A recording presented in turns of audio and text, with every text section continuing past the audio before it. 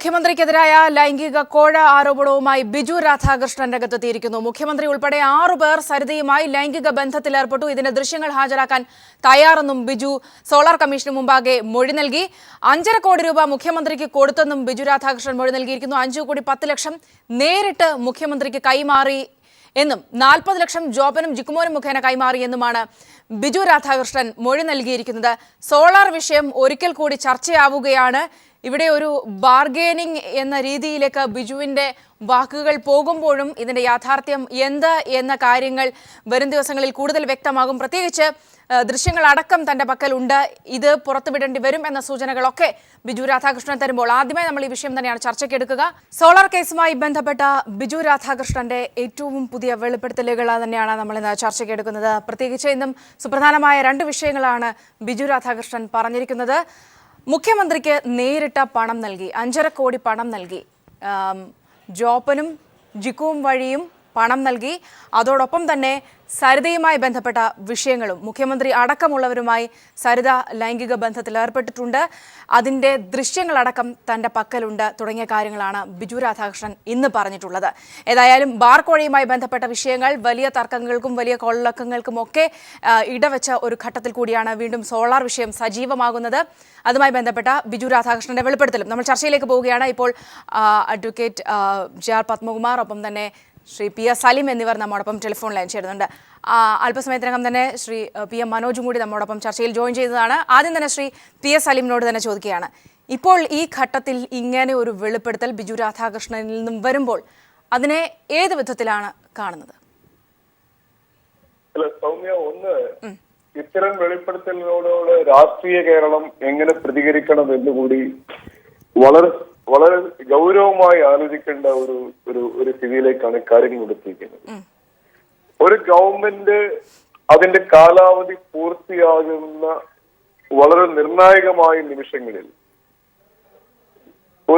തീർച്ചയായും ഒരു hard core criminal എന്ന് നമുക്ക് വിശേഷിപ്പിക്കാൻ കഴിയുന്ന ഒരു പ്രതി, സ്വന്തം ഭാര്യയെ കൊന്ന കോടിക്കണക്കിന് രൂപയുടെ തട്ടിപ്പടത്തിയ ഒരു പ്രതി സോളാർ കമ്മീഷൻ മുമ്പിൽ നടത്തിയ ഇത്തരം ആരോപണങ്ങൾ ഒരിക്കലും തെളിയിക്കപ്പെടാൻ കഴിയില്ല എന്നുറപ്പുള്ളപ്പോഴും ഇതുപോലെയുള്ള ആരോപണങ്ങൾ രാഷ്ട്രീയ കേരളം എന്നും ആദരവോടുകൂടി കാണുന്ന ഉന്നതരായ വ്യക്തിത്വങ്ങൾക്ക് നേരെ തെളിവാരി എറിയുമ്പോൾ തീർച്ചയായും ഇത്തരം ആരോപണങ്ങൾ ഉന്നയിക്കുന്ന ആളുകളെ, പ്രത്യേകിച്ചും ഒരു ക്രിമിനൽ പശ്ചാത്തലമുണ്ട് എന്ന് കേരളത്തിലെ മുഴുവൻ ജനസാമാന്യത്തിനും കൃത്യമായി തിരിച്ചറിയാൻ കഴിയുന്ന ഒരു തട്ടിപ്പുകാരൻ വളരെ നിർണായകമായ ഒരു നിമിഷത്തിൽ ചില കേന്ദ്രങ്ങളുടെ ഗൂഢാലോചനയുടെയും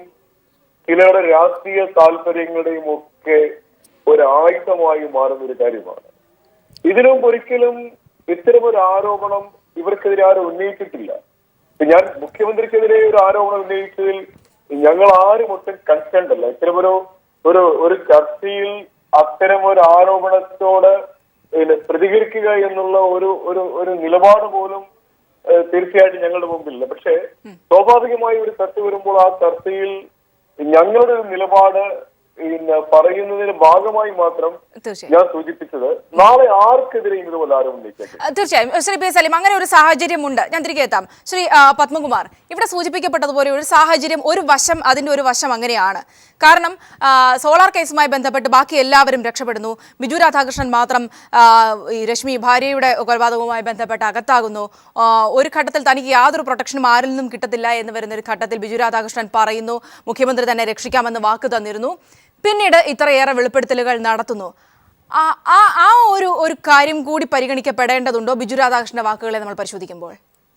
അല്ല, അതല്ലല്ലോ ഇതിൽ യാഥാർത്ഥ്യമുണ്ട് എന്നുള്ള കാര്യം നമ്മൾ ആ മൊഴി കേൾക്കുമ്പോൾ തന്നെ മനസ്സിലാവുമല്ലോ. ഇപ്പോൾ യഥാർത്ഥത്തിൽ ഇപ്പോൾ എന്താ സംഭവിച്ചിട്ടുള്ളത്? നമ്മൾ കേരളത്തിൽ പഴയ മലയാള സിനിമ നമ്മൾ കാണുന്നു. അത് ആ സമയത്ത് ഒരുപാട് കാര്യങ്ങൾ നടക്കും. അതിന് യഥാർത്ഥ വില്ലൻ ആരാണെന്ന് മനസ്സിലാക്കാൻ കഴിയില്ല. അവസാനം സിനിമ തീരാറാകുമ്പോഴാണ് മനസ്സിലാകുന്നത് യഥാർത്ഥ വില്ലൻ അവിടെ തന്നെ ഇവിടുത്തെ പ്രധാന ആ കുടുംബത്തിലെ അല്ലെങ്കിൽ കൊട്ടാരത്തിലെ യഥാർത്ഥ പ്രധാനിയായിട്ടുള്ള ആളായിരിക്കും അതിൻ്റെ വില്ലനായിട്ട് മലയാള സിനിമയിൽ പണ്ടൊക്കെ ഉണ്ടായിട്ടുള്ളത്. ഇതേ അവസ്ഥയാണ് ഇപ്പോൾ കേരളത്തിൽ വന്നിട്ടുള്ളത്. കേരളത്തിലെ യഥാർത്ഥ വില്ലൻ ആരാണ്, ഈ സംഭവങ്ങളുടെ എല്ലാം പുറകിൽ പ്രവർത്തിച്ച ആരാണെന്നുള്ള കാര്യം വളരെ വ്യക്തമായി വന്നിട്ടുണ്ട്. മുഖ്യമന്ത്രിയാണ് എന്നുള്ളത്. മുഖ്യമന്ത്രി എല്ലാ കാര്യങ്ങളും ഇവിടെ ആരോപണങ്ങൾ ഉന്നയിക്കുമ്പോൾ, മന്ത്രിമാർക്കെതിരെ ഉന്നയിക്കുമ്പോൾ, നേതാക്കന്മാരെ ഉന്നയിക്കുമ്പോൾ എല്ലാം പറയുന്നത് ഇതിൻ്റെ എല്ലാ ഉത്തരവാദിത്വം ഞാൻ ഏറ്റെടുക്കും എന്ന് പറയുമ്പോൾ ഇത് ധാർമ്മികമായുള്ളൊരു ഏറ്റെടുക്കലാണ് എന്നുള്ള രീതിയിലാണ് കേരളത്തിലെ പൊതുസമൂഹം കണ്ടിരുന്നത്. യഥാർത്ഥത്തിൽ ഇപ്പോൾ വന്നിട്ടുള്ളത് ഇത് ഈ സംഭവമായി മുഖ്യമന്ത്രിക്കും അതുമായി മന്ത്രിസഭയിലെ അംഗങ്ങൾക്ക് നേരിട്ട് ബന്ധമുണ്ട് എന്നുള്ളതല്ലേ. അപ്പോൾ അത് ആരെങ്കിലും പറയുമ്പോൾ ഒരു പ്രതിയുടെ വെളിപ്പെടുത്തലാണ് എന്ന് പറഞ്ഞാൽ സലീം ഒരു അഡ്വക്കേറ്റ് ആണല്ലോ, അറിയാമല്ലോ. ഏറ്റവും മോശപ്പെട്ട പ്രോസ്റ്റിറ്റ്യൂട്ടായിട്ട് നടക്കുന്ന ഒരു സ്ത്രീയെ പോലും അങ്ങനെ ജീവിക്കുന്ന ഒരു സ്ത്രീയെ പോലും പൊതുതലത്തിൽ വെച്ച് അവരെ ഉപദ്രവിക്കാൻ ശ്രമിച്ചാൽ ആ സ്ത്രീ പറയുന്ന മൊഴിക്ക് അല്ലെങ്കിൽ കേസിന് ബലമുണ്ട്, തെളിവ്. അത് നിയമം അതിനെ യാതൊരു രീതിയിലുള്ള ഈ അസമത്വം അത് കാണിക്കുന്നില്ല. അപ്പോൾ കേസെടുത്താലേ പറ്റൂ. പ്രതിയായതുകൊണ്ട് അദ്ദേഹം പറയുന്ന കാര്യങ്ങൾ വളരെ മോശമാണ് എന്നുള്ള രീതിയിൽ എടുക്കേണ്ട കാര്യമില്ല. ഇതിൽ യഥാർത്ഥ വസ്തുതകൾ വെളിച്ചത്ത് കൊണ്ടുവരണം. ഇത്രയും കാലം നമ്മളൊക്കെ പറഞ്ഞിരുന്നത് ഉമ്മൻചാണ്ടി എന്ന് പറയുന്നത് പലരും തെറ്റ് ചെയ്ത ആളുകളെ സംരക്ഷിക്കുന്നു എന്നുള്ളതാണ്. പക്ഷേ ഇന്ന് ഉമ്മൻചാണ്ടിക്കെതിരെ തന്നെ നേരിട്ട് ഇതിൽ പങ്കാളിയാണ്, കുറ്റവാളികളെ സംരക്ഷിക്കുകയല്ല, ഈ കുറ്റകൃത്യത്തിൽ പങ്കാളിയാണ് എന്നുകൂടി പുറത്തു വന്നിരിക്കുമ്പോൾ യഥാർത്ഥത്തിൽ കഴിഞ്ഞ കുറേ കാലങ്ങളായിട്ടുള്ള സോളാർ കേസിൻ്റെ നാൾ വഴികൾ പരിശോധിച്ച് നോക്കുമ്പോൾ ഇതിൽ യാഥാർത്ഥ്യമുണ്ട്, വസ്തുതയുണ്ട്. ഈ സത്യം പുറത്തു വരേണ്ടതായിട്ടുണ്ട്. അല്പമെങ്കിലും മാന്യതയുണ്ടെങ്കിൽ, ധാർമ്മിക ബോധമുണ്ടെങ്കിൽ ഉമ്മൻചാണ്ടിയും ഈ മന്ത്രിസഭയിൽ രാജിവെക്കുകയാണ് വേണ്ടത്. അവിടെയാണ് ശ്രീ സലീം ഇവിടെ സൂചിപ്പിച്ചതുപോലെ തന്നെ സോളാർ കേസിന്റെ ഇതുവരെ ഉണ്ടായിട്ടുള്ള സംഭവ വികാസങ്ങൾ കൂടി നമ്മൾ പരിശോധിക്കേണ്ടതുണ്ട്. ഇവിടെ ഈ ബിജു രാധാകൃഷ്ണൻ എന്ന് പറയുന്നത് ഒരു ക്രിമിനൽ ആകാം, പക്ഷേ അതിനും അപ്പുറത്തേക്ക് മുഖ്യമന്ത്രിയുടെ ഓഫീസ് ഉപയോഗപ്പെടുത്തി എന്ന ഡയറക്റ്റ് തെളിവുണ്ട്. മുഖ്യമന്ത്രി പല ഘട്ടത്തിലും മുഖ്യമന്ത്രിയെ പ്രൊട്ടക്ട് ചെയ്ത് നിർത്താൻ അല്ലെങ്കിൽ ഡയറക്റ്റ് തെളിവില്ല എന്ന തരത്തിലൊക്കെ കാര്യങ്ങൾ പോയിട്ടുണ്ട്. എങ്കിൽ കൂടിയും അതോടൊപ്പം തന്നെ ഒരു വലിയ ലിസ്റ്റുമായി സരിത നടക്കുന്നു. നിരവധി ആളുകളുടെ പേരുകൾ ഉണ്ടെന്ന് പറയുന്നു. പലരുടെയും പേരുകൾ പറയും. അത് ഒരുമിച്ച് പറഞ്ഞാൽ കേരളം ഞെട്ടും അല്ലെങ്കിൽ താങ്ങില്ല എന്ന് പറയുന്നു. അങ്ങനെ നടന്ന ഒരു സരിതയും നമുക്കറിയാം. അതുകൊണ്ട് ഇത് ഒരു സുപ്രഭാതത്തിൽ ഉണ്ടായ ഒരു സാഹചര്യമായി കണക്കാക്കാനാകുമോ? അല്ല സ്വാമി, ഞാൻ ഈ രാത്രിക്കുട്ടിയുടെ വാർത്ത വിചാരത്തിന്റെ കഥയൊന്നും ഞാനിവിടെ സൂചിപ്പിക്കും, ഞാൻ അതിനോട് പ്രതികരിക്കുന്നില്ല. പക്ഷെ ഞാൻ ഒന്ന് ചോദിക്കട്ടെ, ഇവിടെ ബിജു രാധാകൃഷ്ണൻ ഇന്ന് സോളാർ കമ്മീഷൻ മുമ്പ് ബിജു രാധാകൃഷ്ണൻ കൊടുത്ത മൊഴികൾ തന്നെ, അതിന്റെ സമയം, അതിന്റെ രീതി, ഒരു സത്യം തുറന്നു പറയാനാണെങ്കിൽ എന്തിനാണ് കൂടുതൽ സമയം? എന്തിനാണ് പിന്നെയും വീണ്ടും വരുന്നു, പിന്നെ അവധി ചോദിക്കുന്നു, വൈകുന്നേരം സംസാരിക്കാമെന്ന് പറയുന്നു? ഇങ്ങനെയൊക്കെ ഉള്ള ഒരു നാടകങ്ങൾ കളിക്കുന്ന ഒരു ഗജ ഫ്രോഡ് അവസാനം എന്തൊക്കെയോ വിളിച്ചു പറഞ്ഞെങ്കിൽ ഞാൻ ചോദിക്കട്ടെ, ഇവർ ഈ പണം കൊടുത്തു എന്ന് പറയുന്നു. ഒരു ആർഗ്യുമെന്റ് ഫേക്കിന് വേണ്ടി നമ്മൾ സമ്മതിച്ചാൽ ഈ സോളാർ ഇടപാടുമായി ബന്ധപ്പെട്ട് അധികാരത്തിലിരിക്കുന്ന ഗവൺമെന്റിന്റെ ഭാഗത്ത് നിന്ന് ബിജു രാധാകൃഷ്ണനോ സരിത എസ് നായർക്കോ എന്തെങ്കിലും സഹായം ലഭിച്ചതായിട്ട് നമ്മുടെ മുമ്പിൽ ഏതെങ്കിലും തെളിവുകളുണ്ടോ?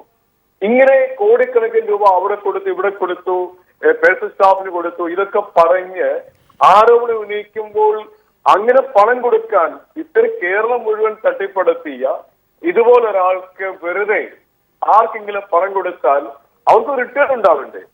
ഇപ്പൊ ഒരു കറപ്ഷന്റെ ആസ്പെക്ട് നിന്ന് സംസാരിച്ചാലും അതൊരു വിശ്വസനീയമാവണ്ടേ? ഒരു കോടിക്കണക്കിന് രൂപ ഞങ്ങൾ കൊടുത്തു, ഇവർക്ക് എന്ത് ലഭിച്ചു?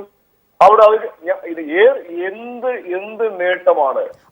ഒരു പക്ഷേ ശ്രീ സലീം, സരിത രക്ഷപ്പെട്ട കാര്യം പരിശോധിച്ചാൽ ഒരു പക്ഷെ നമുക്കത് മനസ്സിലാക്കാൻ സാധിക്കില്ലേ? ഇത്രയേറെ രൂപയുടെ കേസുകൾ, എത്രയോ ഏറെ കേസുകൾ ഉണ്ടായിരുന്നു സരിതയ്ക്ക്. പക്ഷേ അവരുടെ ബാങ്ക് അക്കൗണ്ടുകൾ പോലും ഫ്രീസ് ചെയ്ത ഘട്ടത്തിലും അവരെ പ്രൊട്ടക്ട് ചെയ്യാൻ ആളുണ്ടായി. ഈ പൈസ കൊടുത്ത് കേസുകളെല്ലാം ഒതുങ്ങുകയായിരുന്നു. സൗമ്യ ഇതിൽ കയറി ഗോളടിക്കണ്ട. ഇവരൊക്കെ പറയുന്ന ഈ കാര്യങ്ങൾ, ഇവരൊക്കെ പ്രതിയാകുന്നതിന് മുമ്പ് ഇവർക്ക് എന്തോ കാര്യങ്ങൾ ലഭിക്കാൻ വേണ്ടി പണം കൊടുത്തു എന്നാണ് ബിജു രാധാകൃഷ്ണൻ പറഞ്ഞത്. അതല്ലാതെ സരിത രക്ഷപ്പെട്ടതോ, സരിത കോടതിയിൽ പോയോ ജയിലിൽ പോയതൊക്കെ ഇതിന്റെയൊക്കെ പത്മകുമാറിന്റെ ഭാഷയെ പറഞ്ഞ ഇതിന്റെ നാൾ വഴികളിൽ പിന്നീട് എഴുതി ചേർക്കപ്പെട്ടതാണ്.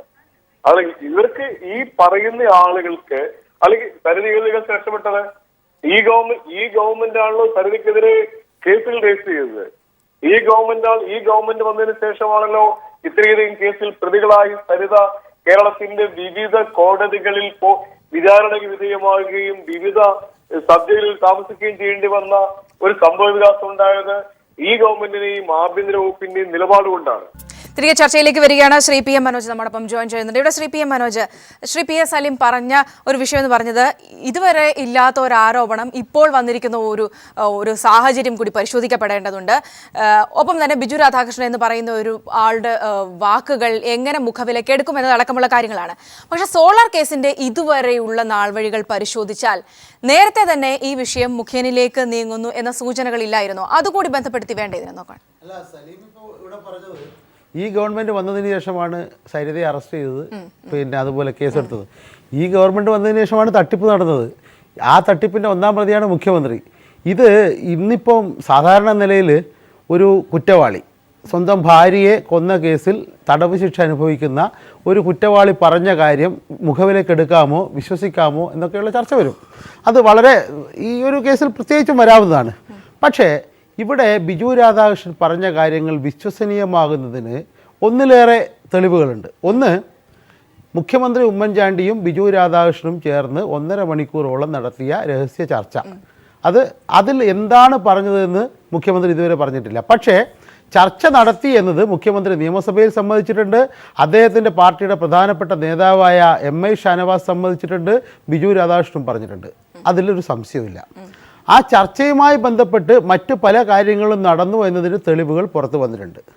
2, ബിജു രാധാകൃഷ്ണൻ ഇന്ന് പറഞ്ഞ കുറേ പേരുകളുണ്ട്. ആ പേരുകൾ 1 ജോപ്പൻ്റെതാണ്, 2 ജിക്കുമോൻ്റെതാണ്. ഈ രണ്ടുപേരും ഇപ്പോൾ എവിടെയുള്ളത്? മുഖ്യമന്ത്രിയുടെ കൂടെ ഇല്ല. ജോപ്പനെയും പുറത്താക്കി, ജിക്കുമോനെയും പുറത്താക്കി. ജോപ്പൻ ജയിലിൽ കിടന്നതിന് ശേഷം പുറത്തേക്ക് പോയിരിക്കുകയാണ്. അപ്പോൾ കുറ്റകൃത്യം നടന്നിട്ടുണ്ടെന്നുള്ള ഒരു സംശയവും വേണ്ട. എന്ന് മാത്രമല്ല, വന്ന മൊഴികൾ ഇതിനു മുമ്പ് ഒരുപാട് കാര്യങ്ങൾ വന്നല്ലോ. ഒന്ന്, പിന്നെ ഒരു കാര്യം ചെയ്തതിന് പ്രത്യുപകാരമായി ജോപ്പന് സരിത കൊടുത്ത സമ്മാനം ഒരു ഉമ്മയായിരുന്നു. സത്യം പറഞ്ഞാൽ നമ്മളിപ്പോൾ ഈ ചർച്ചയൊക്കെ ഒരുപാട് ജനങ്ങൾ കാണുകയാണ്, കുട്ടികൾ കാണുകയാണ്, സ്ത്രീകൾ കാണുകയാണ്. അപ്പോൾ ഇത്തരമൊരു ചർച്ചയിൽ പറയാൻ പറ്റാത്ത കാര്യങ്ങളാണ് ഈ കേസുമായി ബന്ധപ്പെട്ട് 80% ഉള്ളത്. ബാക്കി 20% ഇന്ന് രാവിലെ ബിജു രാധാകൃഷ്ണൻ കൊടുത്ത മൊഴി. അത് 5.5 കോടി കൊടുത്തു. അതിൽ 5 കോടി 10 ലക്ഷം ഉമ്മൻചാണ്ടിക്ക് നേരിട്ട് കൊടുത്തു. ബാക്കി 40 ലക്ഷം ജിക്കുമോനും ജോപ്പനും കൊടുത്തു എന്നൊക്കെയുള്ളതാണ്. ഇതൊക്കെ ഒരു പ്രത്യേക ഘട്ടത്തിൽ ഒരാൾ വന്നിട്ട് എങ്ങനെ അങ്ങ് പിന്നെ പൊട്ടിത്തെറിക്കുന്നത് പോലെ പറഞ്ഞ് ഏതെങ്കിലും ഒരു പ്രത്യേക സന്ദർഭത്തിൽ ഒരു സ്ഥലത്ത് വെച്ച് പറഞ്ഞാൽ നമുക്ക് ചിലപ്പോൾ അവിശ്വസനീയമാണെന്ന് തോന്നാം. പക്ഷേ കഴിഞ്ഞ ഈ സോളാർ കേസ് ഡെവലപ്പ് ചെയ്ത് വന്നതുമായി ബന്ധപ്പെട്ട് പീപ്പിൾ TV ആണ് ആദ്യം കൊണ്ടുവരുന്നത്. കൊണ്ടുവരുന്നത് ഈ ഫോൺ കോൾ, പിന്നെ ഇവർ തമ്മിലുള്ള ഫോൺ കോൾ ചോർത്തിക്കൊണ്ടാണ് പീപ്പിൾ TVയുടെ പിന്നെ മലബാർ റീജിയണൽ ചീഫാണ് കുട്ടൻ കൊണ്ടുവരുന്ന വാർത്ത. ആ വാർത്തയോടനുബന്ധിച്ചാണ് പിന്നീട് മറ്റ് പടലയായി ഇങ്ങനെ ഒരുപാട് വെളിപ്പെടുത്തലുകൾ വരുന്നത്. ഈ വെളിപ്പെടുത്തലുകളെല്ലാം 1, 2, 3, 4 എന്ന് പറഞ്ഞ് നമ്മൾ ഒന്ന് രേഖപ്പെടുത്തിയാൽ കൃത്യമായി മനസ്സിലാക്കാൻ കഴിയും. ഈ ഉമ്മൻചാണ്ടിയാണ് ഈ കാര്യങ്ങളെല്ലാം ഒന്നാം പ്രതിയായിട്ടുള്ളത്. പീപ്പിൾ TV തന്നെയാണല്ലോ പുറത്ത് കൊണ്ടുവന്നത്. ഉമ്മൻചാണ്ടി പറഞ്ഞു സരിതയെ അറിയില്ല എന്ന്. സരിത ഉമ്മൻചാണ്ടിയോട് ഒരു പൊതു ചടങ്ങിൽ വെച്ച് രഹസ്യം പറയുന്നതിൻ്റെ ചിത്രം പീപ്പിൾ TV ആണല്ലോ പുറത്ത് കൊണ്ടുവന്നത്. അതുകൊണ്ട് തന്നെ പീപ്പിൾ TV കാണുന്ന പ്രേക്ഷകർക്കോ അല്ലെങ്കിൽ പിന്നെ ഈ കാര്യങ്ങൾ കൃത്യമായി ഫോളോ ചെയ്യുന്ന ആർക്കെങ്കിലുമോ ഇതുമായി ബന്ധപ്പെട്ട ഒരു സംശയവും വരാനിടയില്ല. പിന്നെ കോൺഗ്രസ്സുകാർക്ക് ഇത് പറയണം. കാരണം ലോകത്തിന്ന് വരെ ഒരു ഭരണാധികാരിയെക്കുറിച്ച് പണ്ട് ക്ലിൻ്റനെ കുറിച്ചെല്ലാം പറയുന്നത് കേട്ടിട്ടുണ്ട്. പക്ഷേ ഇന്ത്യയിലൊരു ഭരണാധികാരിയെക്കുറിച്ച് ഇങ്ങനെ ഒരു ആരോപണം ഉയർന്നിട്ടുണ്ടോ എന്ന് മാത്രമല്ല, ഉയർന്നിട്ടുണ്ട്. 80 വയസ്സായ ND തിവാരി എന്ന കോൺഗ്രസിൻ്റെ പ്രധാനമന്ത്രി സ്ഥാനാർത്ഥി പോലുമായിരുന്ന ഒരാൾ, അദ്ദേഹം പിന്നെ അവസാനം വയസ്സുകാലത്ത് അവിടെ ഒരു രാജ്ഭവനിൽ ഇങ്ങനെ ഒരു ഏർപ്പാടൊക്കെ നടത്തിയതായിട്ട് കേട്ടിട്ടുണ്ട്. പക്ഷേ ഇതിപ്പോൾ നമ്മൾ കേരളത്തിൻ്റെ മുഖ്യമന്ത്രിയല്ലേ ഇദ്ദേഹത്തെക്കുറിച്ച് പറഞ്ഞത് തെറ്റാണ് എന്ന് വാദിക്കുമ്പോൾ അത് തെറ്റാണ് എന്ന് സ്ഥാപിക്കാൻ എന്തെങ്കിലും ഒരു സാഹചര്യ തെളിവ് വേണ്ടേ? ഒരാൾ സരിതയാണല്ലോ. സരിതയുടെ ഇപ്പോൾ ആരും പുറത്ത് പറയുന്നില്ല എന്നേ ഉള്ളൂ. സരിതയുടെ വാട്സാപ്പ് ദൃശ്യങ്ങൾ കാണാത്ത ചെറുപ്പക്കാരെങ്കിലും ഈ നാട്ടിലുണ്ടാവുമോ? ഇത് വളരെ മോശമായൊരവസ്ഥയിലേക്ക് കേരളത്തെ കൊണ്ടുപോയിരിക്കുകയാണ്. ഈ കൊണ്ടുപോയത് സാമ്പത്തിക ആരോപണം ഒരു ഭാഗത്ത്, അഴിമതി ആരോപണം മറ്റൊരു ഭാഗത്ത്, അത് കഴിഞ്ഞ് തട്ടിപ്പ്, അധികാര ദുർവിനിയോഗം, ഇതൊക്കെ വേറൊരു ഭാഗത്ത്, അന്വേഷണ ഏജൻസികളെ ഷണ്ഡീകരിക്കൽ മറ്റൊരു ഭാഗത്ത്. ഇന്നലെ ഒരാൾ ഇറങ്ങിപ്പോയി, വിൻസെൻ്റ് പോൾ. കേരളത്തിലെ ഏറ്റവും പ്രധാനപ്പെട്ട പോലീസ് ഓഫീസർ, ഏറ്റവും മഹാനായ മനുഷ്യൻ എന്നൊക്കെ പറഞ്ഞിരുന്ന അദ്ദേഹം നാണം കെട്ടിറങ്ങി പോകേണ്ടി വന്നില്ലേ? ഈ തട്ടിപ്പിനെ സംരക്ഷിക്കാൻ ഈ അന്വേഷണ ഏജൻസിയെയും പോലീസിനെയും നിയമ സംവിധാനങ്ങളെയും അതുപോലെ കോടതി ഇതുവരെ എത്ര മൊഴികൾ പുറത്തു വന്നു? ആ ഒരു മൊഴി സരിതയുടെ 21 പേജുള്ള കത്ത് 3 പേജാക്കിയതിൻ്റെ ഭാഗമായിട്ടാണല്ലോ രാജുവിനെതിരെ ഉയർന്ന ആരോപണം. അന്ന് മജിസ്ട്രേറ്റായിരുന്നു, സാമ്പത്തിക കുറ്റാന്വേഷണങ്ങൾ കൈകാര്യം ചെയ്യുന്ന എറണാകുളത്തെ മജിസ്ട്രേറ്റായിരുന്നു രാജു. ഈ രാജുവിൻ്റെ മുമ്പാകെ ഇതൊക്കെ വന്നു, അദ്ദേഹം അത് പൂഴ്ത്തി, അദ്ദേഹം ഇന്ന് ജില്ലാ ജഡ്ജിയാണ്. അപ്പോൾ അന്ന് തന്നെ PC ജോർജ് സോളാർ കമ്മീഷന് മുമ്പാകെയും പരസ്യമായും പറഞ്ഞ ചില കാര്യങ്ങളുണ്ട്. നിയമ സെക്രട്ടറിയും ഈ രാജുവും തമ്മിലുള്ള ബന്ധം, ഇങ്ങനെ ഭരണത്തിൻ്റെ അധികാര കേന്ദ്രങ്ങളെ, ആ അധികാര കേന്ദ്രങ്ങളുമായി ബന്ധപ്പെട്ട് നിൽക്കുന്ന നിയമ സംവിധാനത്തെ, ഇതിനെയൊക്കെ ദുരുപയോഗിച്ച് കൊണ്ട് നടത്തിയ കൊള്ളയുടെ ചിത്രമാണ് ഇന്ന് ബിജു രാധാകൃഷ്ണന്റെ മൊഴിയിലൂടെ പുറത്തു വന്നത്. ശ്രീ പത്മകുമാർ ഇവിടെ സൂചിപ്പിച്ചതുപോലെ തന്നെ പല ഘട്ടങ്ങളിലും നേരത്തെ ബിജു രാധാകൃഷ്ണൻ പറഞ്ഞിട്ടുണ്ട് തനിക്ക് പലതും പറയാനുള്ളത് കേൾക്കാൻ പോലും തയ്യാറാകുന്നില്ല എന്നതടക്കമുള്ള കാര്യങ്ങൾ. ഇതിപ്പോൾ കമ്മീഷന് മുമ്പാകെ ഇത്തരത്തിൽ മൊഴി നൽകുകയും കൂടി ചെയ്യുന്നു, അതൊരു സാഹചര്യം. പക്ഷേ അതോടൊപ്പം തന്നെ ബിജു രാധാകൃഷ്ണന് മറ്റൊന്നും നോക്കാനില്ല. കൊലപാതകവുമായി ബന്ധപ്പെട്ട കേസിൽ ശിക്ഷിക്കപ്പെട്ട ഒരു പക്ഷേ ബാക്കി ഭാവി എന്തെന്നറിയാതെ നിൽക്കുന്ന ഒരു ഘട്ടത്തിലാണ്.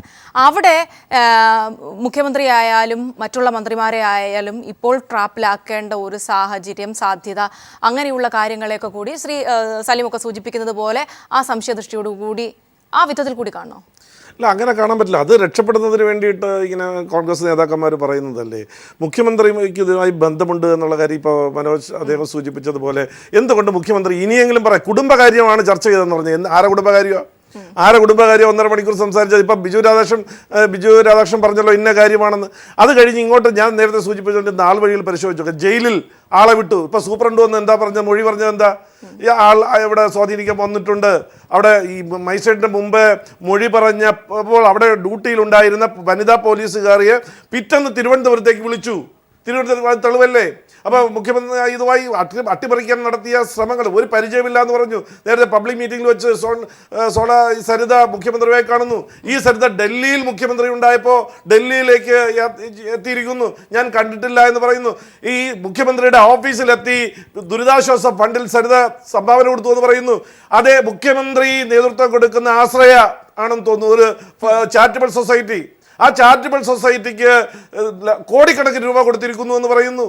അപ്പോൾ ഈ സരിതയും സംഘവും തട്ടിയ രൂപയുടെ പ്രധാന പങ്ക് പറ്റിയതാര്? ആ പങ്ക് പറ്റിയതിന് കേരളത്തിലെ ഭരണകൂടത്തില് പ്രധാന ആളുകൾക്ക് ഉത്തരവാദിത്വമുണ്ട്. മാത്രമല്ല ഇപ്പോൾ ഈ പൊതുസമൂഹത്തെ തന്നെ രാഷ്ട്രീയ പ്രവർത്തനം തന്നെ ഒരു മോശമായ അവസ്ഥയിലേക്ക് കൊണ്ട് എത്തിച്ചില്ലേ. ഇപ്പോൾ ഉമ്മൻചാണ്ടി മന്ത്രിസഭയിലെ അംഗങ്ങൾക്ക് നാട്ടുകാരുടെ മുഖത്ത് നോക്കാൻ കഴിയുന്നില്ല, സ്വന്തം ഭാര്യമാരുടെ മുഖത്ത് പോലും നോക്കാൻ കഴിയാത്ത ഒരവസ്ഥ ഉണ്ടായില്ലേ? ഇതിൽ കൂടുതൽ നാണം കെട്ട ഒരു മന്ത്രിസഭാ സംവിധാനം കേരളത്തിൽ ഉണ്ടായിട്ടുണ്ടോ? പല ആരോപണങ്ങൾ രാഷ്ട്രീയ തലത്തിൽ ഉന്നയിച്ചിട്ടുണ്ട്, എതിരാളികൾ ഉന്നയിച്ചിട്ടുണ്ട്. പക്ഷേ ഇത്തരത്തിൽ നാറിയ ഒരു ആരോപണം ഇതിനു മുമ്പ് ഉണ്ടായിട്ടുണ്ടോ? കൈരളി TV തന്നെ ഒരിക്കൽ പുറത്തു കൊണ്ടുവന്നൊരു സംഭവം, മാധവൻ എന്ന് പറയുന്ന ഒരു കോൺഗ്രസ് നേതാവിനോട് മുഖ്യമന്ത്രി പറയുന്നത് ആ പൈസ കൊടുക്ക്, നിങ്ങൾ സെറ്റിൽ ചെയ്ത്, ഞാൻ മാധവനോട് എല്ലാം ഏർപ്പാട് ചെയ്തിട്ടുണ്ട്, അത് ഒരിക്കൽ പുറത്തു വന്നിട്ടുള്ള കാര്യമല്ലേ? അപ്പോൾ ഓരോന്നായി ഇങ്ങനെ ബന്ധപ്പെടുത്തി നോക്കിയാൽ ഈ സോളാർ കേസുമായി ബന്ധപ്പെട്ട് കേരളത്തിൽ നടത്തിയിട്ടുള്ള അഴിമതി കേസുകളുമായി ബന്ധപ്പെട്ട് ഇതിന്റെ പ്രധാന പ്രതി കുറ്റവാളികൾക്കെതിരെയുള്ള സൂചി തിരിയുന്നത് മുഖ്യമന്ത്രിക്കും. അവിടെയാണ് ശ്രീ സലീം ഒരുപക്ഷെ നേരത്തെ താങ്കൾ ചോദിച്ചിരുന്നു ഇതിനൊക്കെയുള്ള തെളിവുകൾ എന്താണ് ഇത്തരത്തിലുള്ള ആരോപണങ്ങൾക്ക് എന്ന്. ഒരുപക്ഷെ ഈ പറഞ്ഞ കാര്യങ്ങളൊക്കെ തന്നെ ആയിരിക്കും അതിന് തെളിവുകളെന്ന് തോന്നുന്നു. സുപ്രധാനമായും ആരോപണം നേരത്തെ തന്നെ ബിജു രാധാകൃഷ്ണനും സരിതയും ഒക്കെ പറഞ്ഞ പേരുകൾ തന്നെയാണ്, ജോപ്പനും ജി കുമ്മോനും. അവരിപ്പോൾ എവിടെ നിൽക്കുന്നു എന്നത് നോക്കണം.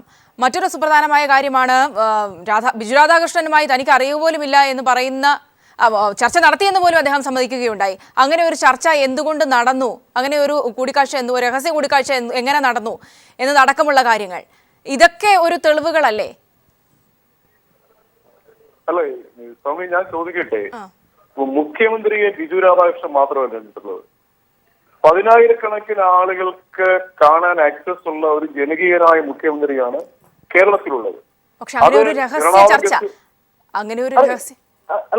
ഒരു രഹസ്യമല്ലല്ലോ. ഒരു കോൺഗ്രസിന്റെ MP പറഞ്ഞു വിട്ടതനുസരിച്ച് എറണാകുളം ഗസ്റ്റ് ഹൗസിൽ നിങ്ങൾ ഈ രഹസ്യ ചർച്ച എന്ന് പറയുന്നത്, എറണാകുളം ഗസ്റ്റ് ഹൗസ് എന്ന് പറയുന്ന ഒരു ഓപ്പൺ പ്ലേസ് ആണ്, പബ്ലിക് പ്ലേസ്. അവിടെ എന്ത് രഹസ്യമാണ്? ഒരു മുഖ്യമന്ത്രിയെ കാണാൻ ഒരു MP-യുടെ ഓതറൈസേഷൻ കൂടി വരുന്ന ഒരാൾക്ക് കാണാനും വരുന്നയാൾ പറയുന്നത് കേൾക്കാനും ഒരു മുഖ്യമന്ത്രി തയ്യാറായതിന്റെ പേരിൽ പിന്നീട് ഇങ്ങനെ ഒരു തിരക്കഥ സൃഷ്ടിച്ചെടുത്ത് അത് ഒരു രാഷ്ട്രീയ ആയുധമാക്കി മാറ്റുമ്പോൾ ഒരു കാര്യം ഞാനിവിടെ പത്മകുമാറിനോടും മനോജിനോടും ഓർമ്മിപ്പിക്കാൻ ആഗ്രഹിക്കുന്നു. നിങ്ങളിപ്പോൾ ഇത് വല്ലാതെ സെലിബ്രേറ്റ് ചെയ്യുന്നുണ്ട്. ഒരു മുഖ്യമന്ത്രി എന്ന കേരളത്തിലെ ജനാധിപത്യ കേരളത്തിന്റെ ഏറ്റവും പ്രിയങ്കരമായ ഒരു മുഖത്ത് ഒരു ഒരു ഒരു ക്രിമിനൽ കരിവാരി തേക്കുന്നത് കാണുമ്പോൾ അത് ആഘോഷിക്കാതെ മുഖ്യമന്ത്രി ക്രിമിനലാണെന്ന് താങ്കൾ പറഞ്ഞത് ശരിയാണ്. അല്ല, അത് കരിവാരി തേക്കുമ്പോൾ അത് നിങ്ങൾ ആസ്വദിക്കാനും നാളെ അതുകൊണ്ട് നിങ്ങൾക്ക് കേരളത്തിന് മണ്ണിൽ രാഷ്ട്രീയ നേട്ടമുണ്ടാകും എന്ന് നിങ്ങൾ കരുതുന്നുണ്ടെങ്കിൽ നിങ്ങൾക്ക് തെറ്റുപറ്റി. സമാനമായ ആരോപണങ്ങൾ നിങ്ങൾ കുറെ കാലമായി കേരളത്തിൽ ഒരു ഗൂഢാലോചനയുടെ പക്ഷേ ശ്രീ PS സലീം, ഇവിടെ ആരോപണം അല്ലെങ്കിൽ ഇത്തരത്തിലുള്ള കാര്യങ്ങൾ പറഞ്ഞത് ഇടതുപക്ഷമല്ല, ഇവിടെ ഇരിക്കുന്ന ആരുമല്ല, ബിജു രാധാകൃഷ്ണന്റെ വെളിപ്പെടുത്തലാണ്, അതും സോളാർ കമ്മീഷന് മുമ്പാകെയാണ്. അല്ല സൗമ്യ, ഈ ബിജു രാധാകൃഷ്ണന്റെയും ഈ ബിജു രമേശിന്റെയും ഒക്കെ പിന്നിൽ ഇവര് വളരെ വളരെ നിഷ്കളങ്കമായി വളരെ സ്പോണ്ടേനിയസ് ആയി പറയുന്നത് പോലെ നിങ്ങൾ ഇതിനെ അത്ര ഒരു ലാഘവത്തോടുകൂടി കാണരുത്. ഇതിന്റെയൊക്കെ പിന്നിൽ ഒരു രാഷ്ട്രീയമുണ്ട്. ഇതിന്റെയൊക്കെ പിന്നിൽ ഒരു ഗവൺമെന്റിനെ അപകീർത്തിപ്പെടുത്താൻ, ഒരു ഗവൺമെന്റിനെ താഴെ ഇറക്കാനുള്ള കേരളത്തിലെ ഒരുപാട് ആളുകളുടെ ശ്രമങ്ങളുണ്ട്. ആ ശ്രമങ്ങളിൽ ഒന്ന് മാത്രമാണ് ഇവിടെ തുടങ്ങുന്ന എത്രയോ വെളിപ്പെടുത്തലുകൾ, എത്രയോ ആരോപണങ്ങൾ, അതൊന്നും ഒരു രാത്രിയുടെ ചർച്ചയ്ക്ക് പോലും ലൈഫ് ഇല്ലാത്ത എത്ര ആരോപണങ്ങൾ കേരളത്തിൽ ദൃശ്യമാധ്യമങ്ങൾ ഈ ഗവൺമെന്റിനെതിരായി ഞങ്ങളുടെ നേതാക്കന്മാർക്കെതിരായി കൊണ്ടുവന്നിട്ടുണ്ട്. അതൊക്കെ അവസാനിച്ചില്ല. അതൊക്കെ ജനകീയ കോടതിയുടെ മുമ്പിൽ അതൊക്കെ പരാജയപ്പെട്ടില്ലേ? അല്ല, വളരെ അടുത്ത് മാണിക്കെതിരായ വിഷയം തന്നെ, അവിടെ പോലും ഒരു രാജിയിലേക്ക് പോകേണ്ട ഘട്ടം പോലും ഉണ്ടായി. കോടതി ഇടപെടൽ വന്നതിന് ശേഷം മാത്രമാണ്. ഇപ്പൊ ഇതില് പ്രധാനപ്പെട്ട കാര്യം, ഇതുവരെയും കേരളത്തിലെ ജനകീയനായ മുഖ്യമന്ത്രി ബിജു രാധാകൃഷ്ണൻ എന്താണ് സംസാരിച്ചത് എന്ന് പറയാത്തത് എന്താ? ബിജു രാധാകൃഷ്ണൻ മുഖ്യമന്ത്രിക്കെതിരായി വളരെ മോശമായ, അദ്ദേഹത്തിന്റെ കുടുംബത്തെ പോലും ബാധിക്കുന്ന രീതിയിലുള്ള ആരോപണങ്ങളല്ലേ ഉന്നയിച്ചത്. എന്നിട്ട് എന്തുകൊണ്ട് പറയാത്തതിന് പ്രധാന കാരണം മുഖ്യമന്ത്രി പറഞ്ഞു കഴിഞ്ഞാൽ കിടപ്പറ രഹസ്യം വരെ ചിത്രീകരിച്ച ബിജു രാധാകൃഷ്ണൻ ഈ മുഖ്യമന്ത്രിയുമായി അദ്ദേഹം സംസാരിച്ചതിന്റെ വീഡിയോ പുറത്തുവിടും. അങ്ങനെ പുറത്തുവിടുമ്പോൾ മുഖ്യമന്ത്രി പറഞ്ഞതിൽ നിന്ന് വ്യത്യസ്തമാകും. അതുകൊണ്ടാണ് അത് പുറത്തുവിടാത്ത, അദ്ദേഹം പറയാത്തത്. ധൈര്യമുണ്ടോ ഇപ്പൊ മുഖ്യമന്ത്രിക്കെതിരായി ഇത്രയും ഒരു ആരോപണം ഉന്നയിച്ച സ്ഥിതിക്ക് ബിജു രാധാകൃഷ്ണനുമായി ഞാൻ സംസാരിച്ചത് ഇന്ന കാര്യമാണ് എന്ന് പറയാൻ കേരളത്തിലെ മുഖ്യമന്ത്രി, കേരളത്തിലെ ജനങ്ങളെ ബോധ്യപ്പെടുത്താനുള്ള ഒരു ചുമതല അദ്ദേഹത്തിനുണ്ടല്ലോ. അതിന് തയ്യാറുണ്ടോ? സലീം പറയട്ടെ. അല്ല, അല്പവർ ഞാൻ ചോദിക്കട്ടെ, ഇത്ര പറയുന്ന ആളുകൾക്ക് ഇതിന് ചെയ്താൽ പോരെ? ഈ ദൃശ്യങ്ങൾ കൈവശമുണ്ടെന്ന് അദ്ദേഹം പറഞ്ഞല്ലോ, 6 പേരിൽ 5 പേരെ കാണിച്ചു, 6ാമത്തെ ആള് മുഖ്യമന്ത്രിയാണ്, അതുകൊണ്ട് അദ്ദേഹത്തെ കാണിച്ചില്ല എന്ന് പറഞ്ഞ് നമുക്ക് കാത്തിരിക്കാം. അദ്ദേഹം പറഞ്ഞല്ലോ, സോളാർ കമ്മീഷൻ മുന്നോട് പറഞ്ഞല്ലോ, ഞാൻ തെളിവുകൾ തരാം, എന്റെ രേഖകളുണ്ട് എന്ന് പറഞ്ഞല്ലോ. ഇല്ലെങ്കിൽ നമുക്ക് അപ്പൊ ചർച്ച ചെയ്യാം. ഇപ്പൊ പത്മകുമാർ, ഈ സോളാർ കമ്മീഷന് മുമ്പ് ബിജു രാധാകൃഷ്ണൻ എത്ര ദിവസം നിലപാടുകൾ മാറ്റി സംസാരിച്ചിട്ടുണ്ട്? അതല്ല സലീമേ, എനിക്ക് പറയാനുണ്ടെന്ന് പറയുന്നു, സമയം വേണം. ഞാൻ ചോദിക്കട്ടെ, ഒരു വെളിപ്പെടുത്തലുമായി വരുന്ന ആര് ക്രിമിനൽ ആണെങ്കിലും, ഇപ്പൊ നേരത്തെ പത്മകുമാർ പറഞ്ഞ ഒരു തെരുവ് വ്യക്തിയാണെങ്കിൽ പോലും ഞാൻ അങ്ങനെയൊന്നും പറയല്ലേ സലീമേ. പറയാനുള്ള കാര്യങ്ങൾ എന്തുകൊണ്ട് പറയാൻ മടിക്കുന്നു, അല്ലെങ്കിൽ പിന്നെ ഡിലേ ചെയ്യിക്കുന്നു, പിന്നെ അവസരം വേണമെന്ന് പറയുന്നു. ഇതിന്റെയൊക്കെ പിന്നിൽ ഒരു വലിയ രാഷ്ട്രീയമുണ്ട്. ആ രാഷ്ട്രീയമാണ് കേരളത്തിന്റെ മണ്ണിൽ പരാജയപ്പെടാൻ പോകുന്നത്. വീണ്ടും ശ്രീ സലീം, രാഷ്ട്രീയത്തിലേക്ക് തന്നെ വന്നിരിക്കുക. സലീം, ഒരു ചില കാര്യങ്ങൾ വ്യക്തത വേണ്ടതുണ്ട്. ഒന്ന്, ബിജു രാധാകൃഷ്ണൻ ഇപ്പോഴല്ല ഇത് പറയുന്നത്. ഇതിനു മുമ്പ് തന്നെ ഇത്തരം കാര്യങ്ങൾ, ഒരു CD-യുടെ കാര്യവും ഒരു പെൻഡ്രൈവിൻ്റെ കാര്യവും, പെൻഡ്രൈവ് തിരുവഞ്ചൂർ രാധാകൃഷ്ണൻ്റെ അടുത്തുണ്ടെന്നാണ് പറഞ്ഞത്. അത് കേരളത്തിലെ മാധ്യമങ്ങൾ പൊതുവായി ചർച്ച ചെയ്തിരുന്നു.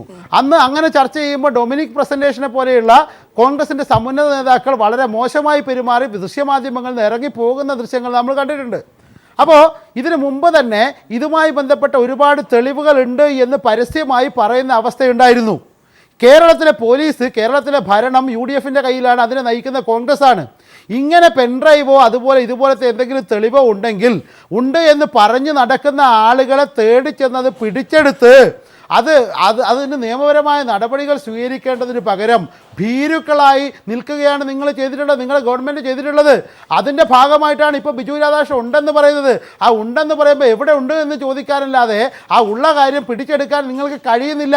കാരണം പിടിച്ചെടുത്ത് പുറത്ത് വന്നു കഴിഞ്ഞാൽ നിങ്ങൾ രഹസ്യമായിട്ട് കുറേ കാര്യങ്ങൾ പിടിച്ചെടുത്തിട്ടുണ്ട്, സരിതയുടെ എല്ലാ തെളിവും പിടിച്ചെടുത്തിട്ടുണ്ട്, ബാക്കി എല്ലാ കാര്യങ്ങളും നിങ്ങൾ ചെയ്തിട്ടുണ്ട്, തെളിവ് നശിപ്പിച്ചിട്ടുമുണ്ട്. പക്ഷേ നിങ്ങൾക്ക് നശിപ്പിക്കാൻ കഴിയാത്ത ഒരുപാട് തെളിവുകൾ അവശേഷിച്ചിരിക്കുന്നു. അത് ഒന്ന് കൃത്യമായ തെളിവ്, നേരിട്ടുള്ള തെളിവുകളുണ്ട്, രേഖപ്പെടുത്തിയ തെളിവുകളുണ്ട്, അതോടൊപ്പം സാഹചര്യ തെളിവുകളുണ്ട്, ജീവിച്ചിരിക്കുന്ന വ്യക്തികളുണ്ട്. ഇതൊക്കെ നിഷേധിച്ചുകൊണ്ട് നിങ്ങൾ നിരപരാധികളാണ്, നിങ്ങൾ മഹാന്മാരാണ് എന്ന് പറഞ്ഞ് എത്ര കാലം പോകാൻ കഴിയും ശ്രീ സലീം? ഇന്നിപ്പോൾ ഒരു നീതിപീഠത്തിൻ്റെ മുന്നിലാണല്ലോ വെളിപ്പെടുത്തൽ നടത്തിയിരിക്കുന്നത്. ആ നടത്തിയ വെളിപ്പെടുത്തലുകൾ ശരിയാണോ തെറ്റാണോ എന്ന് അന്വേഷിച്ച് കണ്ടെത്താനുള്ള ബാധ്യത നിങ്ങൾക്കല്ലേ? നിങ്ങളിപ്പോൾ ഈ ജുഡീഷ്യൽ കമ്മീഷനെ നിയോഗിച്ചത് പോലും കേരളം കണ്ട ഏറ്റവും വലിയൊരു സമരത്തിൻ്റെ വിജയമായിട്ടാണല്ലോ. അല്ലാതെ വെറുതെ നിങ്ങൾക്ക് തോന്നിയിട്ട് ഇത് അന്വേഷിച്ച് കളയാമെന്ന് കരുതിയിട്ടല്ലല്ലോ ഈ കമ്മീഷൻ നിയോഗിച്ചത്. കേരളം കണ്ട ഏറ്റവും വലിയ ബഹുജന മുന്നേറ്റത്തിൻ്റെ പരിസമാപ്തിയായിരുന്നു ഈ ജുഡീഷ്യൽ കമ്മീഷൻ. ഇവിടെ സൂചിപ്പിച്ചതുപോലെ തന്നെ ശ്രീ പി എസ് സലീം, ആ വിധത്തിലായിരുന്നുവെങ്കിൽ ആദ്യഘട്ടം മുതൽക്കേ തന്നെ ബിജു രാധാകൃഷ്ണനും സരിതയും ഈ വിഷയത്തിൽ ഉന്നയിക്കുന്ന പേരുകളുണ്ട്, തന്നെ ലൈംഗികമായി ഉപയോഗിച്ചു എന്ന് പറയുന്ന പേരുകൾ പല പേരുകളും പറയാറുണ്ട് എന്ന് പറയുന്നുണ്ട്. സോളാർ കേസിന്റെ മറ്റ് ഡീലിംഗ്സുമായി ബന്ധപ്പെട്ട കാര്യങ്ങൾക്ക് അപ്പുറത്തേക്ക് കൃത്യമായ ഒരു അന്വേഷണം നടത്തി എന്തുകൊണ്ട് ഈ കാര്യങ്ങളുടെ സുതാര്യത കൂടുതൽ വ്യക്തമാക്കാൻ തയ്യാറായില്ല? അവിടെയാണ് ശ്രീ പി മനോജ് സൂചിപ്പിക്കുന്നത്. ശ്രീ സലീം, സൗമ്യ, ഇത് അതിദയനീയമായി പരാജയപ്പെട്ട ഒരു സമരത്തെയാണ് ഇവിടെ മനോജ് ഐതിഹാസികമായ സമരമായി കമ്മീഷൻ ഉപയോഗിച്ച് കമ്മീഷൻ നിശ്ചയിച്ചത്. ആ സമരത്തിന്റെ ആവശ്യങ്ങൾ ഒന്നതായിരുന്നു. അല്ലല്ല സലീം, അത്തരം ചർച്ചകളിലേക്ക് പോകുന്നതിന് മുമ്പ് ആ സമരത്തിൽ ഉന്നയിച്ച രണ്ടാവശ്യങ്ങളിൽ ഒന്ന് മുഖ്യമന്ത്രി രാജിവെക്കുക, രണ്ട് ഈ സോളാർ കേസിൽ ജുഡീഷ്യൽ അന്വേഷണം നടത്തുക എന്നതായിരുന്നു. ആ രണ്ടിൽ ഒന്ന് അംഗീകരിച്ചുകൊണ്ടാണ് ആ സമരം അവസാനിപ്പിക്കുന്നത്. മുഖ്യമന്ത്രിയെ നിങ്ങൾ വിചാരിച്ചാലും ഞാൻ വിചാരിച്ചാലും ഇനിയിപ്പോൾ പടച്ച തമ്പുരാൻ വന്ന് വിചാരിച്ചാലും രാജിവെപ്പിക്കാനൊന്നും കഴിയില്ല. കാരണം ഭരണത്തിൽ അങ്ങനെ കടിച്ചു തൂങ്ങിയിരിക്കുകയാണ് ആ മനുഷ്യൻ. അതിന് വേറെ കാര്യമൊന്നുമില്ല. പക്ഷേ ആ സമരത്തിന്റെ ഭാഗമായിട്ടാണല്ലോ നിങ്ങൾ ഇത് പ്രഖ്യാപിച്ചത്. അതല്ല എന്ന് പറയാൻ അങ്ങോട്ട് നിങ്ങൾ നാളെ സദ്യയിലേക്ക് കിടക്കുന്നവരും സെന്നതിയിലേക്ക് കിടക്കുന്ന ക്രിമിനൽസ് എല്ലാം വന്നിങ്ങോട്ട് കേരളത്തിന്റെ രാഷ്ട്രീയ രംഗത്ത് നിറഞ്ഞു നിൽക്കുന്ന നേതാക്കന്മാർക്കെതിരെ ഇതുപോലെയുള്ള ആരോപണങ്ങൾ എല്ലാവരും രാജിവെക്കാൻ തുടങ്ങിയാൽ മനോജ് ഇത് ഇവിടം കൊണ്ട് അവസാനിക്കില്ല. ഇത് തീക്കളിയാണ്. ഇത്തരം ആളുകളെ ഉപയോഗിച്ചുകൊണ്ട് നടത്തുന്ന ഇത് നമ്മൾ കേരളത്തിന്റെ ഒരു രാഷ്ട്രീയ സംസ്കാരമുണ്ട്. അത് ഭരണപക്ഷമാണെങ്കിലും പ്രതിപക്ഷമാണെങ്കിലും കേരളത്തിൽ ഉയർത്തിപ്പിടിക്കുന്ന ചില മൂല്യങ്ങളുണ്ട്. അതിനെയൊക്കെ അതിലംഘിക്കുന്ന ഒരു അധികാരത്തിന് വേണ്ടിയുള്ള ഒരു ഭ്രാന്തമായ അഭിനിവേശമാണ് ഇത്തരം തേർഡ് റേറ്റ് ക്രിമിനൽസിനെ വെച്ച് നടത്തുന്ന ഇത്തരം അപകീർത്തികരമായ ആരോപണങ്ങളും വെളിപ്പെടുത്തലും ഒക്കെ കേരള രാഷ്ട്രീയത്തിൽ ദൂരവ്യാപകമായ പ്രത്യാഘാതം ഉണ്ടാക്കും. മനോജ് ഒരു ഇടതുപക്ഷ ചിന്താഗതിക്കാരനാണെങ്കിലും കേരളത്തിലൊരു മാധ്യമ പ്രവർത്തകൻ എന്ന നിലയിൽ ഇത് സ്വന്തം മനസ്സാക്ഷിയോട് ചോദിക്കണം. ഇത്തരം ആക്ഷേപങ്ങൾ, ഇത്തരം മഞ്ഞ പ്രസിദ്ധീകരണങ്ങളിൽ പോലും എഴുതാൻ മടിക്കുന്ന കാര്യങ്ങൾ പരസ്യമായി പറയുകയും അത് ചാനലിൽ റിപ്പോർട്ട് ചെയ്യുകയും ചെയ്യുന്ന ഇത്തരം നിലപാടുകളും ഇത്തരം പ്രതികരണങ്ങളും ഒക്കെ കേരളത്തിലെ രാഷ്ട്രീയ നിലപാടുകളുമായി മുമ്പോട്ട് പോകുന്ന അത് UDF ആണെങ്കിലും LDF ആണെങ്കിലും ഇത് നമുക്ക് ബിയോണ്ട് അവർ കൺട്രോൾ കാര്യങ്ങൾ കൈവിട്ടു പോകുന്ന രീതിയിലേക്കാണ് പോകുന്നത്. ഇവിടെ നിങ്ങൾക്കിപ്പോ ഒരു വലിയ സെലിബ്രേഷൻ ഉണ്ട്. മുഖ്യമന്ത്രിക്കെതിരെ പറഞ്ഞു, കോൺഗ്രസ് നേതാക്കന്മാർക്കെതിരെ പറഞ്ഞു. അതുകൊണ്ട് വരാൻ പോകുന്നത് തെരഞ്ഞെടുപ്പിൽ ഒരു പക്ഷേ നിങ്ങൾക്ക് ചില പ്രതീക്ഷകളുണ്ടാവാം. ഞാൻ ആദ്യം സൂചിപ്പിച്ചല്ലോ, അതൊക്കെ കേരളത്തിന്റെ മണ്ണിൽ ഇതൊന്നും അന്തിമമായി വിജയിക്കാൻ പോകുന്നില്ല. കാരണം ഇത്തരം തേർഡ് റേറ്റ് ക്രിമിനൽസിന്റെ ആരോപണങ്ങൾക്കുള്ള ലൈഫ് ഞാൻ അടിവരയിട്ട് പറയാൻ ആഗ്രഹിക്കുന്നു. ഒന്നോ രണ്ടോ രാത്രികളിലെ ചർച്ചകൾക്കപ്പുറത്തേക്ക് ആര് ഞാൻ ഇത് സോളാർ കേസിലെ സമരം പറഞ്ഞല്ലോ, കേരളത്തിന്റെ രാഷ്ട്രീയകരണം കണ്ട ഉജ്ജ്വലമായ സമരം എന്നൊക്കെ പറഞ്ഞ് പുന്നപ്ര വയലാർ സമരത്തിന്റെ ഒരു ഭാഗം നിലയിലാണ് ഇവിടെ മനോജ് സംസാരിച്ചത്. ആരും ഇത് സീരിയസ് ആയി കണ്ടിട്ടില്ല.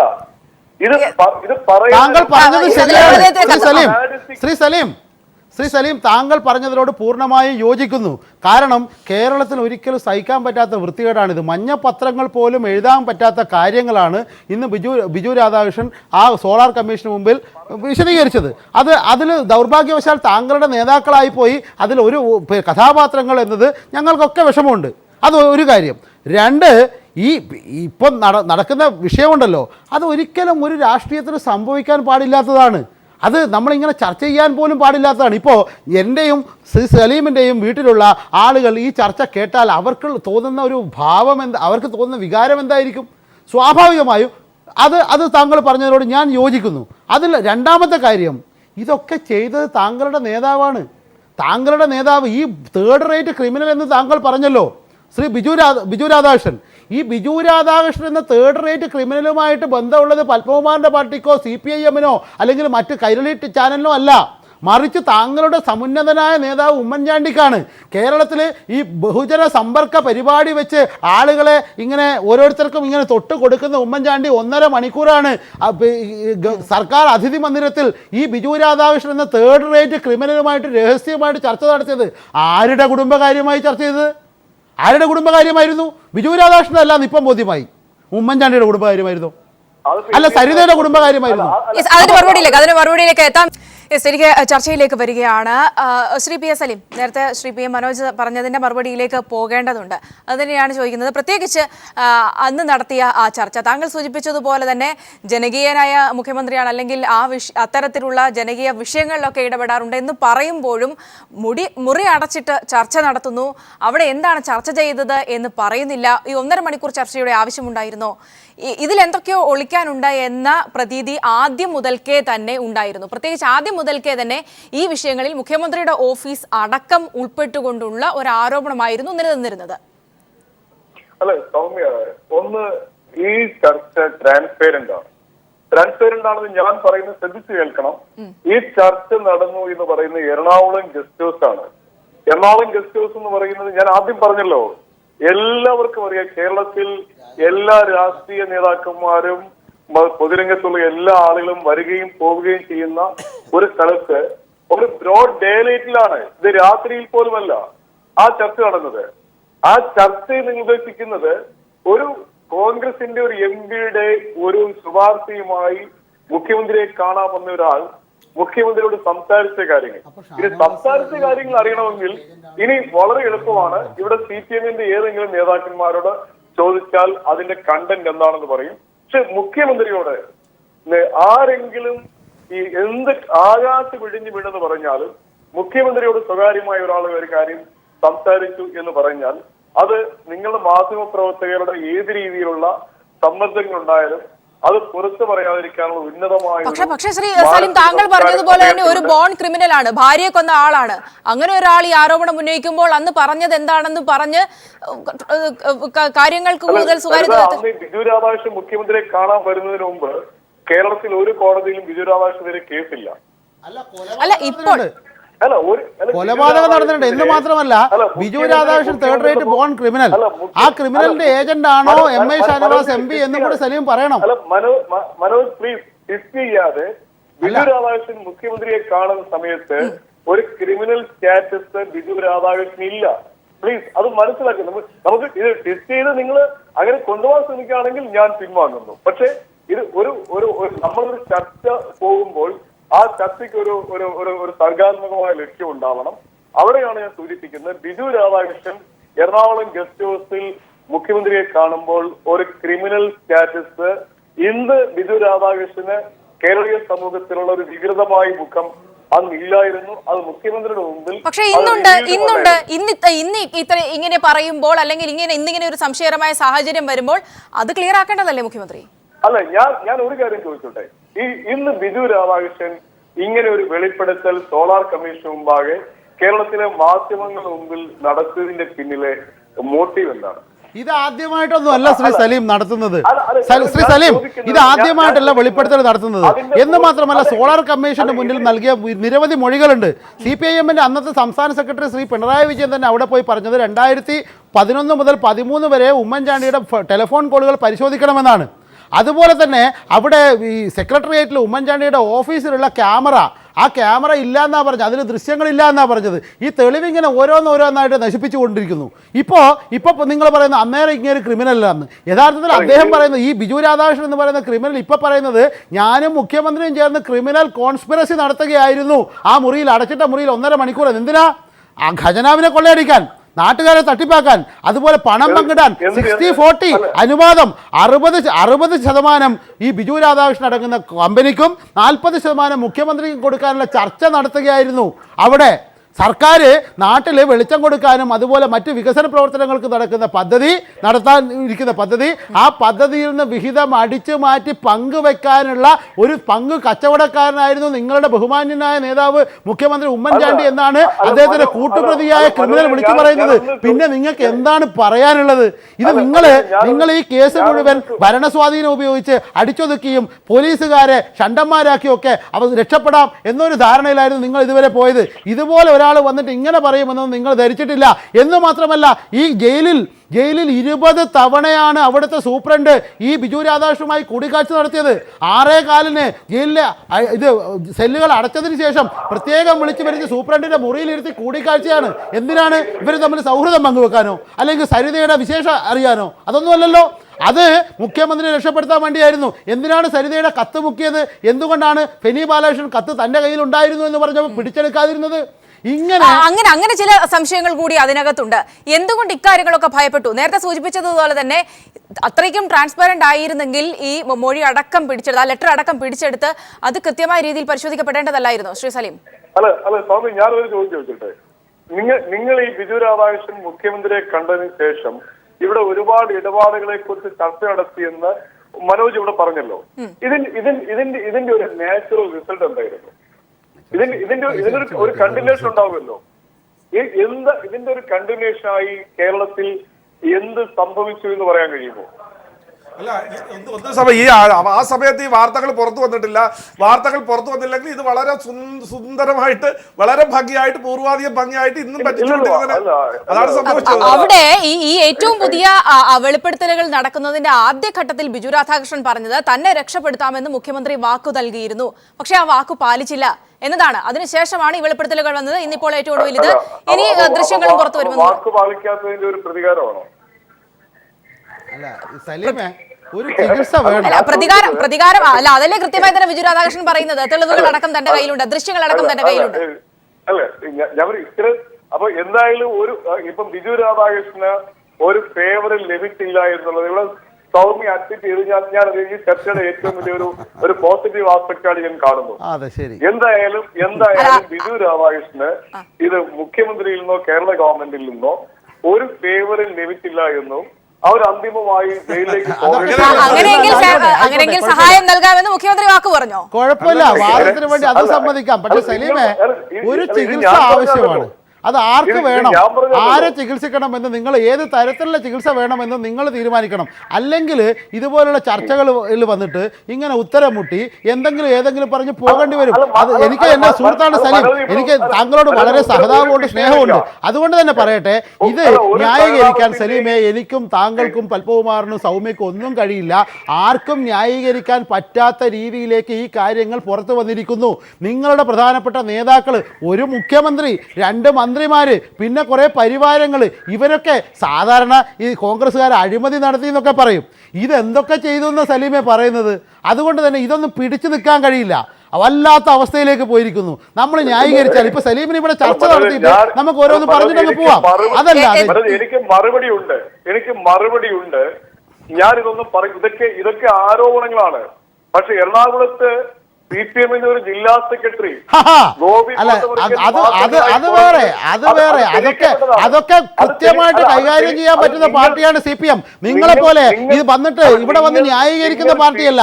ഏതെങ്കിലും ഒരാൾ, ഒരു CPM-ൽ ഒരാൾ ഒരു കുറ്റം ചെയ്തു എന്ന് കണ്ടാൽ കൃത്യമായി ശിക്ഷാ നടപടി എടുക്കാനും അതിനനുസരിച്ചുള്ള സദാചാരപരമായി പെരുമാറാനും പ്രാപ്തിയുള്ള പാർട്ടിയാണ് CPM. അതൊന്നും പറയണ്ട. ഇതുപോലെ ഇത്രയും വൃത്തികെട്ട അവസ്ഥയൊന്നും ഒരിക്കലും CPM-ന് ഉണ്ടായിട്ടില്ല. എന്തിന് ലോകത്ത് ഒരു പാർട്ടിക്ക് ഉണ്ടായിട്ടില്ല സലീമെ? എന്തിനാണ് ഇങ്ങനെയൊക്കെ പറഞ്ഞിട്ട് നമ്മൾ വെറുതെ സ്വയം പരിഹാസ്യരാകുന്നത്? ചർച്ച വൈൻഡപ്പ് ചെയ്യാൻ സമയമായിരിക്കുകയാണ്. എന്നാലും വളരെ നന്ദി ചർച്ചയിൽ പങ്കുചേർന്ന് സംസാരിച്ച ശ്രീ PM മനോജ്, ഒപ്പം തന്നെ അഡ്വക്കേറ്റ് പത്മകുമാർ, ഒപ്പം ശ്രീ PS സലീം. ഏതായാലും വളരെ നന്ദി ചർച്ചയിൽ പങ്കുചേർന്ന് സംസാരിച്ച അതിഥികൾക്ക്. ബിജു രാധാകൃഷ്ണനാണ് ഇവിടെ പറയുന്നത്. മുഖ്യമന്ത്രി അടക്കമുള്ളവർക്ക് സരിതയുമായുള്ള ബന്ധം, അതിന്റെ ദൃശ്യങ്ങളടക്കം തന്റെ കയ്യിലുണ്ട്. വരും ദിവസങ്ങളിൽ അത് പുറത്തു വരാൻ സാധ്യതയുണ്ട് എന്ന സൂചനകളും അദ്ദേഹം നൽകുന്നു. ഒപ്പം തന്നെ മുഖ്യമന്ത്രിക്ക് നേരിട്ട് ചെന്ന് 5.5 കോടി നൽകി എന്നതടക്കമുള്ള കാര്യങ്ങളാണ് ബിജു രാധാകൃഷ്ണൻ പറഞ്ഞിരിക്കുന്നത്. ഏതായാലും വരും ദിവസങ്ങളിൽ ഈ ബിജു രാധാകൃഷ്ണൻ വെളിപ്പെടുത്തലുമായി ബന്ധപ്പെട്ട് കൂടുതൽ കാര്യങ്ങൾ പുറത്തു വരുമെന്ന ഒരു കാര്യം കൂടി നിലനിൽക്കുന്ന സാഹചര്യത്തിലാണ് നമ്മൾ ഈ വിഷയം ചർച്ച ചെയ്തത്.